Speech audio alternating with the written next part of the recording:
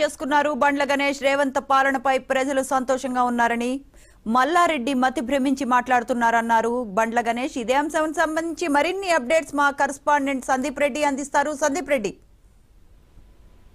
గాంధీ భవన్ లో అయితే ఎంపీ అభ్యర్థులకు సంబంధించి ఆశావాల నుంచి కూడా అభ్యర్థుల దరఖాస్తు స్వీకారం జరుగుతుంది. దానికి సంబంధించి కూడా రేపు చివరి తేదీ కానున్న నేపథ్యంలో కూడా మల్కాజ్గిరి పార్లమెంట్ సంబంధించి ఆశావాలుగా బండ్ల గణేష్ ఈ రోజు దరఖాస్తు చేసుకున్నారు గాంధీ భవన్ లో. అంటే గాంధీ అనంతరం కూడా గాంధీ భవన్ లో బండ్ల గణేష్ మీడియాతో కూడా మాట్లాడడం జరిగింది. ముఖ్యంగా ఇటీవల మల్లారెడ్డి చేసి రేవంత్ రెడ్డిపై కామెంట్స్ కి కూడా బండ్ల గణేష్ ధీటుగానే స్పందించారు. మల్లారెడ్డి విద్యార్థుల నుంచి రక్తం పీల్చుకొని కూడా ఫీజులు వసూలు చేస్తున్నాడు. మల్లారెడ్డి స్వచ్ఛందంగా రాజకీయాల్లోకి రాలేడు, కేవలం తన ఆస్తులు కాపాడుకోవడం కోసమే రాజకీయాల్లోకి వచ్చాడు. మతి భ్రమించి మల్లారెడ్డి ముఖ్యమంత్రి మీద ఆరోపణలు చేస్తున్నారని చెప్పేసి కూడా చెప్పబడింది. రేవంత్ రెడ్డి పాలన చూసి కాంగ్రెస్ కార్యకర్తగా కూడా తను గర్విస్తున్న 2 నెలల పాలనలో కూడా ప్రజలు సుభిక్షంగా ఉన్నారు.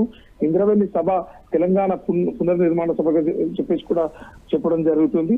అయితే రాబోయే రోజుల్లో కాంగ్రెస్ పార్టీ పార్లమెంట్ స్థానాల్లో అత్యధిక స్థానాలు గెలుస్తుందని చెప్పేసి కూడా చెప్పడం జరిగింది. తను మల్కాజ్గిరి పార్లమెంట్ అభ్యర్థిగా కూడా దరఖాస్తు చేస్తున్నారు. తుది నిర్ణయం అధిష్టానం అని చెప్పేసి కూడా చెప్పడం జరిగింది.